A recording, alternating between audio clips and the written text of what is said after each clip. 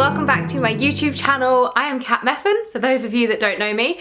For those of you that are here all the time, hey and welcome back. So first things first, please make sure that you subscribe to my channel if you haven't already, because every Sunday you get a new yoga flow and every Wednesday you get a video, something along the lines of this, either chatty or I don't know, some kind of vlog or just something fun. So today's one is a chatty video and I'm going to be talking to you about the 5 things that you can do to shift your thinking, to shift your mindset. So maybe if some of you are in a little bit of a lull at the moment, maybe you're going through an anxious time, a stressful time, there are just some really simple and, quick things that I do and that you can do to kind of lift yourself out of it. And I'm going to talk you through my top 5 now.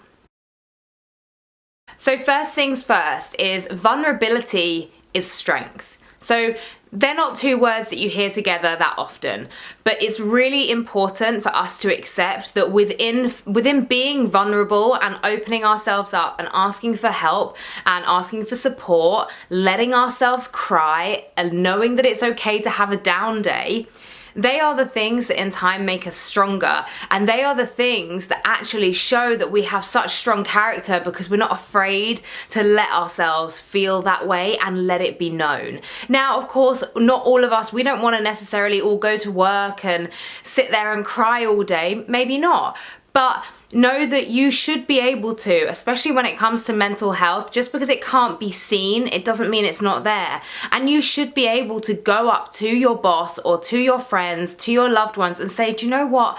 I'm just not feeling great at the moment and I just need a little bit of time for myself. And within that vulnerability, there is a world of strength, and it may take time, but in time you will feel empowered for opening up and being that person and being in tune with how you feel and knowing when it's okay to just be like, I'm gonna take a step back and I'm gonna take some time for myself. So yeah, that's just tip 1, accepting that vulnerability is strength and know that you can just be not okay because that is okay, if that makes sense. Number 2 might be an obvious one for those of you that follow me a lot, but it's meditation. And I'm not talking kind of you're sitting in lotus pose with your chin mudra and omming your way through 20 minutes. I'm talking about quick snippets throughout the day, be it 5 minutes, maybe it's just 2 minutes to begin with. Little snippets of meditation where you just take time to be in the present moment.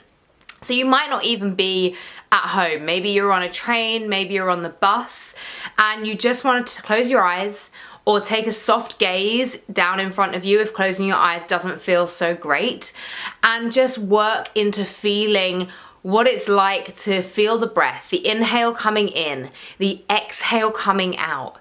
Notice that thoughts are gonna come in and then let them go. So we let the thoughts pass like clouds. It's kind of like quite a nice bit of imagery for meditation. Thoughts come in and then they go out again.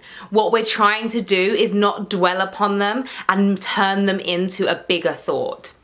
But of course that does happen because we can't all be master meditators. Know that there is no such thing as a bad meditation as well. Every little slice of time that you take for yourself in meditation is amazing because you're giving yourself that time. So there are quite a few apps that you can use for meditation. I will link to a few of them below and you can go check them out and find which one works for you. And maybe none of them work for you. Maybe you just want to sit in silence, and that as well is a really, really wonderful tool to just shift your thinking, to get you feeling a little bit more positive, to kind of get you to reset a little bit so that you can get a new perspective on the things that might be bothering you. Number 3 is exercise. So I'm not necessarily talking about spending hours in a gym. Maybe exercise for you is going to a dance class, maybe it's Zumba, maybe it is going to the gym, maybe it's swimming, running, maybe it's jiu-jitsu, whatever it is, it's anything that gets the heart rate moving a little bit and we can get the endorphins flowing. So the endorphins in our body, they're like a happy hormone. They're the hormones that kind of bring us up. That's why when you've done a workout, no matter how grueling the workout is during it, normally you walk away thinking, oh my gosh, yeah, I absolutely smashed that. Like, I did good.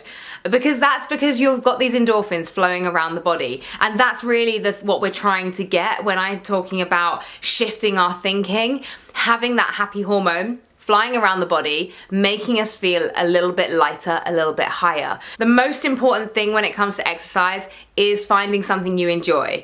Because if you are hating it throughout your workout or throughout the activity you're doing, then you're not gonna get all the benefits. So for me, I love going to the gym. I love my yoga. I love bouldering. I love hiking. I used to love running before I had some injuries, but I only did the things that I really enjoyed.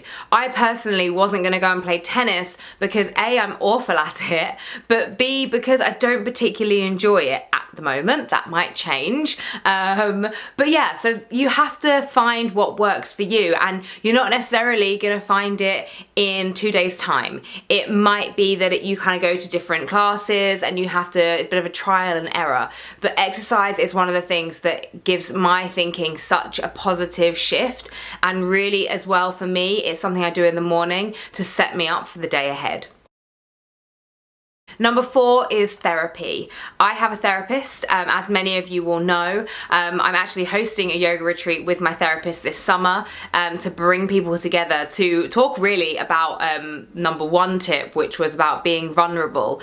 And I really love working with a therapist. I've been working with my therapist for over a year now. We have weekly Skype sessions because he's based in Bali, and I get so much out of those sessions. It gives me a chance to just be curious and to ask myself the questions that need to be asked. So it's all about going back to the root of an issue for me.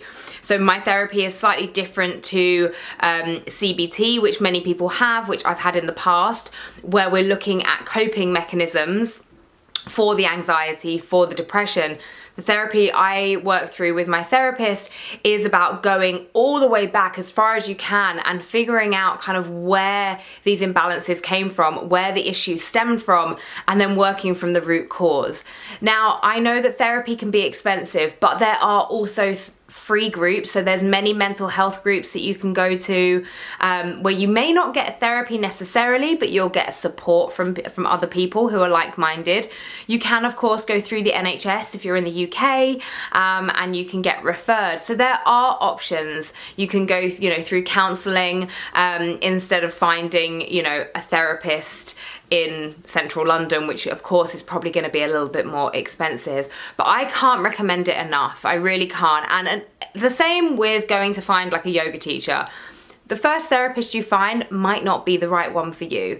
And that's probably gonna make you feel a little bit disheartened, but all I would say is go out there again and have a look for someone else and just keep trying, because you will find somebody that fits with you. My therapist, Nigel, I just happened to stumble upon him when I was in Bali.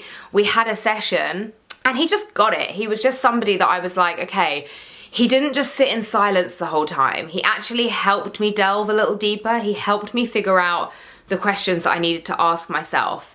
And so from then on, we just had our Skype sessions. So it does take a little bit of time, but like I said, I didn't find him until I was 29, 28, I'm 30 now. Anyway, one of those ages. So it took me a while.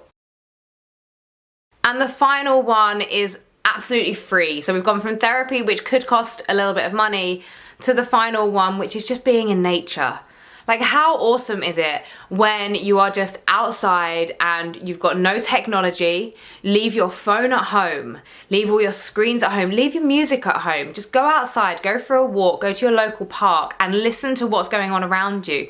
Listen to the birds, maybe you've got to listen to cars, maybe it's other people, but just being mindful within that space, seeing nature, noticing flowers, noticing the grass, noticing the sky and the clouds, all of those things. We are an amazing being on this planet.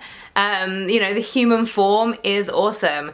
But there's all of this stuff that exists around us within nature, within wildlife, which is equally as epic. And sometimes we forget about that and we take for granted just being here and having a park and the grass to walk on. So I really think that turning off phones or leaving them at home, having less screen time and getting outside in nature is probably the best tip I could give you for shifting your thinking. And if you did that for like 20 minutes every morning, and maybe part of that could be sitting on a bench for 5 minutes, and that could be your meditation. You know, so you can work these things in together to start to really make some positive changes, and they don't have to take all day.